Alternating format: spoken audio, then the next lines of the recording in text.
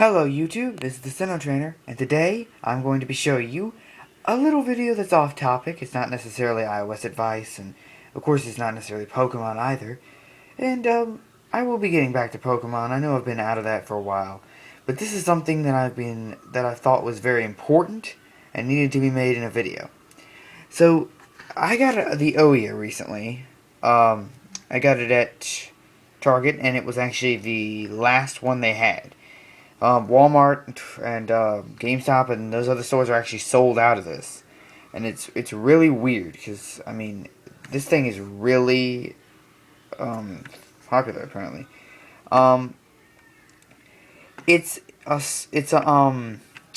open source sort of like an open source miniature console, and you know that's if you don't know what the Ouya is.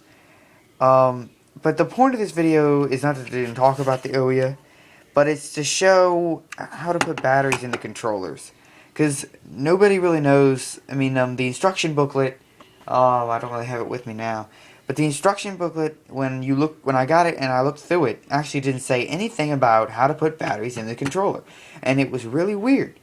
So, I thought that was important information for me to put in a video, because everybody would want to, I figured that it would be, important for other people to know. Because I had to search, I had to go to their main website and read all this. I didn't really want to do that. So, that's what I did to get this. To find out how to do it originally. So, here's an example. I have my wireless Xbox controller. Xbox 360. And they have a battery port in the back where you'll put the batteries in there. But unlike the Xbox controller, wireless, the Ouya does not. There's nothing on the back. There's nothing in the front. That's a little sensor. There's nothing on the front, like right there. You can't just plug that in right there. That's what I actually tried in the beginning. You can't do any of that. But if you notice, there's sort of like a little, like the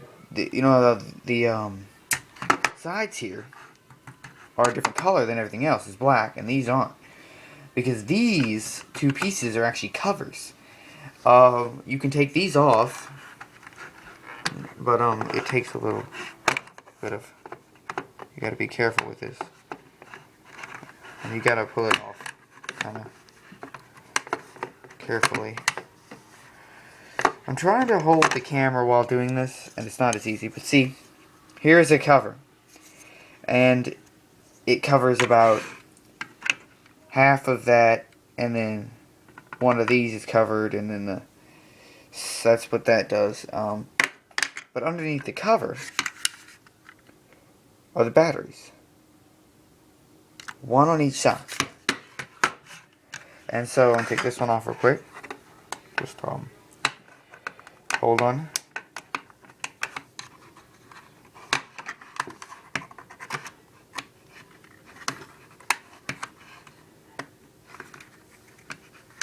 And another thing that surprised me, hang on just a minute. I gotta take this off, right? Okay. This is the other one. Same thing. But one thing that surprised me was that you only need two batteries. You'll put one on this side, one on this side, and actually this stuff, I'm not really sure what it's for. But this is how it looks without the cover on it. You can see, like that. And it's just to cover up the batteries. That's the main point of the covers anyway. So that's why it's kind of weird, because you put one on one side and one on the other. I mean, I thought that they would even need four, like two on one side, two on the other. That would make more sense. Here's, see, I brought two more batteries originally.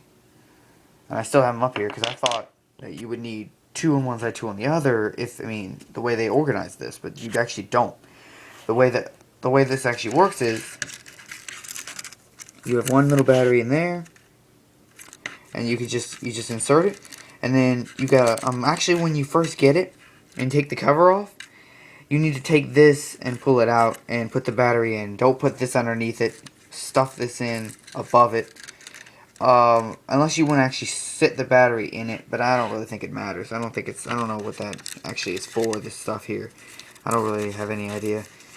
There's the other one. You just fold it above it like that, down into it, and then the cases will go back on it like this. Let me show you an example of how you actually insert the battery. So, I set on my 3DS here, and you'll insert it like this. Positive on this side goes up. So hold on. You just insert it in there like that. And then once you sit it in, you fold this over here like that, over top of it. And then you take your case and you will simply hold the case over it. And you really, this is the most important part. When you put the case on it, you gotta look along the sides of the case, like so. Look along the sides of the case, and make sure that it's pushed down, because if the case isn't pushed down, I mean, I don't know if it really honestly matters, but see, look there, it's not pushed down enough. You gotta make sure that you hold down all sides and push it down into it like that, and it will take some time actually to make sure they're all pushed in, because they keep coming out. They're not that great. I mean, they don't have any snap on, like you snap down onto it or anything like that. The cases just basically sit down on it pretty much. The way you take a case off, which I never actually really showed you because it's kind of complicated, but I guess I might as well show you. The way you'll take a case off is you gotta hold it like that. You'll hold like some on the top, some fingers on the top, some on the bottom, and then you just pull the top up first, and then the top comes off like that. It attaches like that, and then you take the bottom and your thumb and you rip the whole, and then you just kind of move your fingers along it to take the case off like that, and then they'll put them back on. You just hold it like that, push down. I mean, I can do it with one hand. It's not actually that complicated to get on or off. This side actually is more complicated than this one. And then this one won't stay on as well either, in my controller's case. But that's just an example I wanted to show you.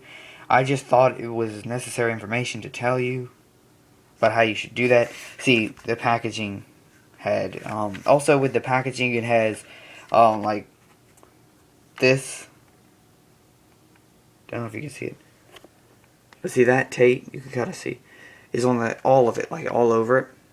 But I took it all off except for this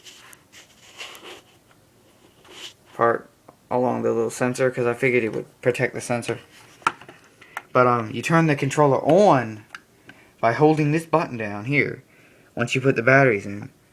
And see, there's 4 lights. They all light up, and then they blink a bunch of times. See, that's not going to work because mine's not on. And then it will start doing this, where it blinks the 2 in the center. And depending on what number your controller is, let's say you have 2 controllers, one for your friend or something, their light will be the second. Your light will be the first. But if this is your first controller, your light will be that first one there that's actually not lit up. And it'll just keep blinking like this. Don't push down that button. When it gets to the 2 lights, don't push down that button anymore. Just wait and turn your console on about the same time that you push this button down here. Turn the console button on, then click here, and hold that down until the 2 lights start blinking, and then just leave everything. Let the console start up, and this will keep blinking until finally it'll go from 1, 2, 3, 4. It'll light up all lights. It'll light up the first one, then the second, then the third, then the fourth, and then it will go all the way back to the first one or the second one, depending on which controller yours is. And let's just say here's the first one. It'll go all the way back to the first one. It'll blink a couple times, and then this first light right here will be the only light lit up. So I just thought this was a good example, and something I just figured that you would want to see. So anyway, I hope you enjoy your Ouya, and I will see you later. The Sinnoh Trainer.